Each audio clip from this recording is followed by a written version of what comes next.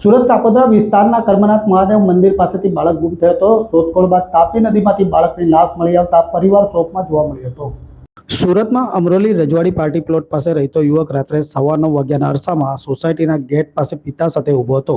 તે વખતે રાખડીના ધંધાના ₹17 લાખની લેતી દેતી મામલે રાજકોટના 5 યુવકો દ્વારા ઢોર માર મારી બ્લેક કલરની ક્રેટા ગાડીમાં અપહરણ કરી લઈ ગયા હતા। બનાવ અંગે પોલીસે ગુનો દાખલ કરી ગણતરીની મિનિટોમાં ગાડી નંબરના આધારે 60 ચેકપોસ્ટ પાસેથી 5 અપહરણકારોને ઝડપી પાડી યુવકને તેમના ચુંગાલમાંથી મુક્ત કરાવ્યો હતો। પોલીસે 5 આરોપીઓ પ્રવીણ કાનજીભાઈ ઘેટિયા, હાર્દિક કુમાર ઘેટિયા, પૂજન હાસલિયા, જસબીન હરિભાઈ ઘેટિયા અને રાજ ધીરજભાઈ માકડિયાની ધરપકડ કરી આગળની વધુ તપાસ હાથ ધરી છે। આપનું નામ? હું સબ ઓફિસર નરોત્તમ કે ખલાસી બેસ્તાન ફાયર સ્ટેશન। શું ઘટના બની હતી અને કેવી રીતના કામગીરી કરી? લક્ષ્મીનારાયણ ઇન્ડસ્ટ્રી તળાવમાં એક છોકરો ડૂબી ગયો હતો। અમને કોલ મળતા ફાયર કંટ્રોલ તરફથી કોલ મળતા તરત જ ઘટના સ્થળે આવી ને 3 થી 4 બાળકો નાવા પડેલા હતા। એમાંથી એક બાળક ડૂબી ગયો હતો।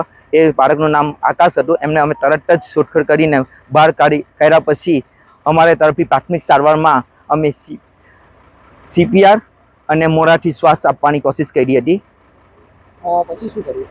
ત્યાર પછી અમે એમ્બ્યુલન્સ આવીને એમ્બ્યુલન્સમાં રવાના કરી।